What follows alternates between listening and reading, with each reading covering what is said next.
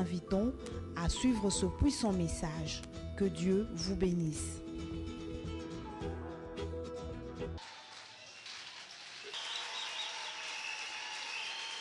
La Bible dit, il dit c'est là afin que s'accomplisse la parole qu'il avait dite, je n'ai perdu aucun de ceux que tu m'as donné. Simon-Pierre, qui avait une épée, la tira, frappa les serviteurs du souverain sacrificateur et lui coupa l'oreille droite. Ce serviteur s'appelait Malchus. Jésus dit à Pierre, remets ton épée dans le fourreau. Ne boirai-je pas la coupe que le Père m'a donnée à boire? Que Dieu bénisse sa parole.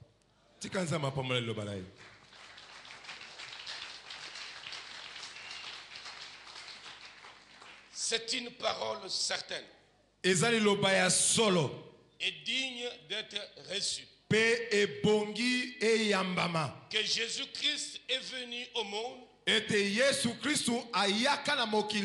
chercher et sauver ceux qui étaient perdus. Dont toi tu es parmi les perdus. Cette parole est digne d'être reçue par toi. Le plus concerné par cette parole, c'est toi. Cette parole qui dit que Jésus-Christ est venu au monde pour chercher et sauver ceux qui étaient perdus. Le premier concerné, c'est toi. Je répète encore. Cette parole est digne d'être reçue par toi. C'est toi qui l'es venu chercher et sauver. Parce que tu étais perdu. Sous l'emprise du diable. Sous l'emprise du péché. Sous l'emprise du diable, c'est-à-dire. Tu n'es raisonné. Tous tes raisonnements, tes résolutions étaient motivés par les démons. Tu ne faisais rien de toi-même.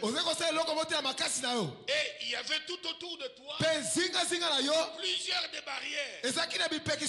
Avant de t'atteindre, il y avait plusieurs ceintures de sécurité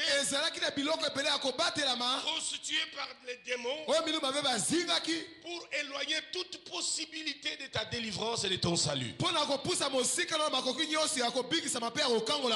Alors Jésus-Christ est venu. La Bible dit il est né d'une vierge. Si c'est d'accord, tu dis Amen. La Bible dit il a grandi. À 12 ans, il partageait les Écritures avec les grands connaisseurs de la Bible. Ceux-ci furent très frappés par sa connaissance et sa maîtrise des sujets. Marie et Joseph le cherchaient. Et regarde, tu nous as donné beaucoup de peine. Et il leur a dit, j'ai fait les affaires de mon père. Il faisait les affaires de son père. Et à partir de 30 ans, il est allé recevoir le baptême pour se conformer à la loi et aux préceptes qui disait qu'on ne pouvait considérer un homme en Israël comme adulte et prêt à batailler à l'âge de 30 ans. Il a dû attendre jusqu'à cet âge-là. Il est allé recevoir l'eau de baptême. Quand il sortait de l'eau de baptême, un miracle s'opéra. Tous les gens qui étaient tout autour, ils ont entendu une voix. Celui-ci est mon fils en qui j'ai mis toute mon affection. Écoutez-le. Et à partir de ce jour, il fallait que les gens l'écoutent. Il a parlé comme aucun philosophe n'a parlé. Il a parlé comme aucun savant n'a parlé. Et la Bible dit il allait de lieu en lieu pour faire du bien à tout le monde. Il allait de lieu en lieu. Parole vaut encore son pesant d'or aujourd'hui.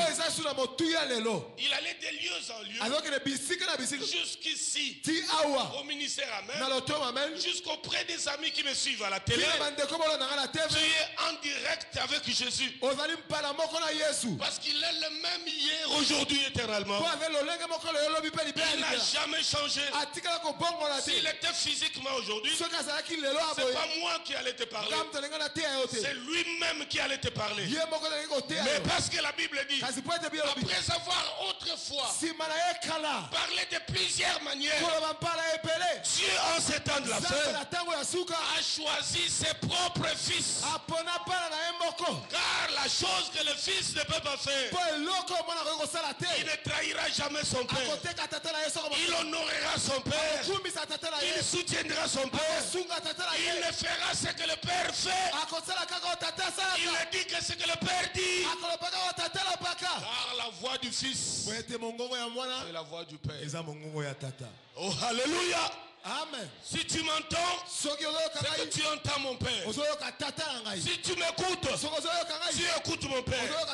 Et la voix de mon père retentit dans tes oreilles. Pendant que je parle, c'est lui qui tourne dans tes oreilles pour que la parole souffle dans tes oreilles, souffle dans tes narines pour dépoussiérer toute présence démoniaque encore quelque part dans ta vie. Le Fils de l'homme est venu. Il a fait beaucoup de choses. Les miracles que Jésus a fait ont marqué les tournants de l'histoire. Jamais un homme n'a marché sous les eaux. Il a marché sous les eaux. Jamais un homme a multiplié le pain. Jamais un homme n'a ressuscité un mort 4 jours déjà. Il appelle de la tombe et il sort. Jamais un homme n'a fait des choses comme ça. On amène un cercueil au cimetière. La veuve de Naïm. Il ordonne. Et le mort reprend vie. Jamais un homme n'a opéré de tels miracles.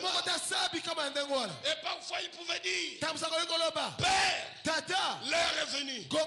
Glorifie ton nom. Et la voix se fait entendre du ciel. Je l'ai glorifié. Et je le glorifierai encore. Aujourd'hui, il est là pour glorifier son nom. Quand je crie à Dieu, Père, glorifie ton nom. Il réagit. Il dit, je l'ai glorifié.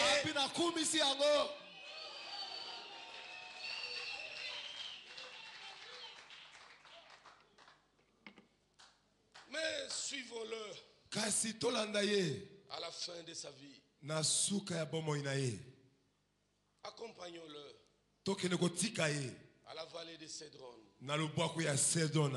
Ne le laissons pas aller seul.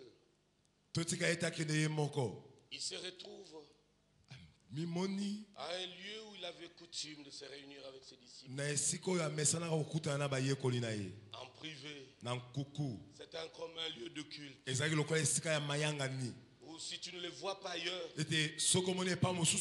il se retrouve là. Si tu vas les chercher partout, si tu vas à la vallée de Cédron, tu as beaucoup de chances de les rencontrer. Et Judas le savait. Si nous pouvons l'avoir, nous savons où il va. Au ministère, amen. Nous pouvons le poursuivre là-bas. À 16 heures, il est là-bas. Nous pouvons le surprendre là-bas. Pendant qu'il était avec ses disciples, la Bible dit, Jésus, sachant ce qui allait lui arriver, il savait que son heure était déjà.